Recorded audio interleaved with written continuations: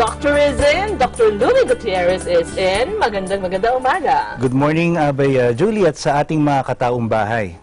Ang ating topic for today may kinalaman sa mandibular and palatal торus. Yes, oo. So, ano ba yun? Parang kakaiba naman medyo yata. ngayon mo lang narinig na naman, Abay Julie. Itong mga mandibular or palatal torus na to ay mga buto, no, na tumutubo sa ating alangala o panga.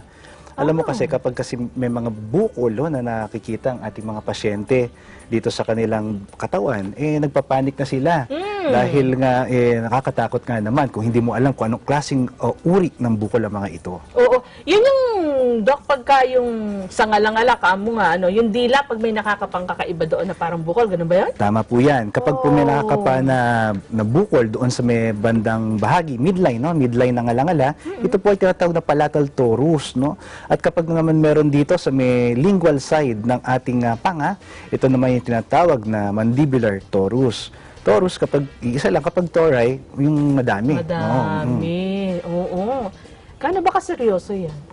Well, gaano ka seryoso? Oo, pag meron kang ganyan. Kailangan ba dyan, agad, operasyon?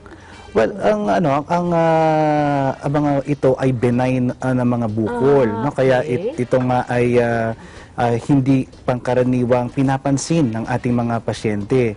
Ngunit kapag ito po ay nagkokos na ng problema, lalong-lalo na kapag sila po ay mayroong tinatawag na mga dentures, no? Yung mga pustiso, o kaya yung mga mga problema sa pagtubo ng ngipin, ito po ay kanila nang napapansin at ito po ay isinasangguni sa kanilang mga dentista o doktor. Ayan, sige. Kanina, nabanggit na namin sa inyo na pwede kayo mag-text sa amin, mag-aabay. At doon sa ating mga abay na alam nila pagka ganitong Wednesday ay kasama natin si Doc Louie. Eto, may mga pumasok na tanong na. Ako po si Jason. I'm 35 years old of Grace Park, Caloocan. Paano po sinusuri ang mga bukol na yan? Okay, unang-una, syempre, history and physical exam. Usually, dahan-dahan ito lumalaki at ito naman ay asymptomatic. Kapag po ito ay sinilip ng ating mga doktor, makikita nga nila ito ay midline at kapag doon naman sa mandibular area, ito po ay nandun sa lingual side ng mandible. Ngayon, kapag ito po ay malaki or medyo kailangan ng iba pang mga diagnostic procedures, pwede po tayo magpakuha ng plain radiographs or mga panoramic x-rays or even CT scans, no, para makita natin yung extent ito at kung ano-ano pa mga structures yung apektado dito. Oo. Eto, siya'y naninigarilyo na gumagamit ng pipa, si Jonathan na Pateros, ha? Sabi niya, napansin daw niya yung pangangapal po ng balat ng aking ngalangala at may patsi-patsing lugar na pamumula. Paano po ito ginagamot? Okay, pero ito ay maaring hindi yung palatal kasi pangangapal lang ng balat. Tandaan natin, bukol po kapag torus o tori, no?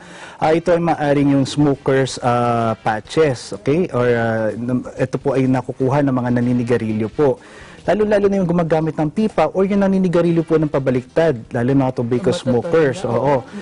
Kasi po dahil doon sa init na dinudulot itong mga paninigarilyo nito, unti-unti po nangangapal ang kanilang ngalangala at nagdudulot ng pagbabago ng kulay doon po sa bahagi ng kanilang palat o ngalangala. Ito pa, mga bayan, tanong ninyo. Basahin natin. Ako po si Grace, 32 years old, ng Commonwealth. Nagkaroon po ng bukol sa labi ang aking anak. Biglaan po siyang may naramdamang kakaiba. Sabi ng doktor, itong, ano yan, Dok? Mucosil siguro yan. Mucosil at kinakailangang maoperahan. Delikado po ba ito, Doc Louie? Okay, ang mucosil ay bukol din po, pero usually ito ay may mga mucus elements, no? Kaya ito po ay tumutubok at kadalasan dito sa ating mga labi or pisngi, no?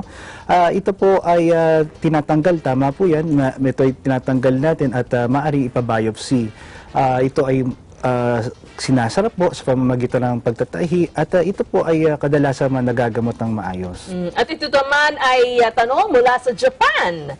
Japan, Nueva Ecija. Japan. Malayo pala inaabot natin. Ano? Taga Japan, Nueva Ecija.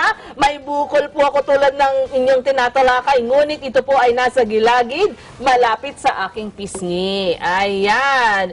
Nagiging sagabal nga daw ito. Ano naman po ito at ino-opera po ba ito? Okay, kapag hindi naman ito natagpuan doon sa may parte ng alangala o sa lingual side ng panga, ito po ay tinatawag naman ding exostosis. No? Ito nga ay mga, katulad din po ng mga mandibular torus and palatal torus, ito po ay buto, no, na tumutubo dito sa area na ito at nagdudulot ka ng problema, lalo na sa sinabi ng ating katagapanood na nagkakaroon ng problema sa kanyang paglalagay ng pustiso. Oo. Sa madaling salita, Doc, ay ano ang pwede nating maipaalala at sabi nga, ma-advise, maipayo sa ating mga abay tungkol dito sa ating tinatalakay? Oo, ito ay ilan lamang po sa mga bukol na makikita natin sa loob ng ating bibig. Kaya po kapag ito ay inyo pong napansin, ay huwag po kayo mag-atubili na sumangkuni agad sa inyong mga doktor, lalo sa ating mga specialist doktor na kasapi ng Philippine Society of Otolaryngology Head and Neck Surgery.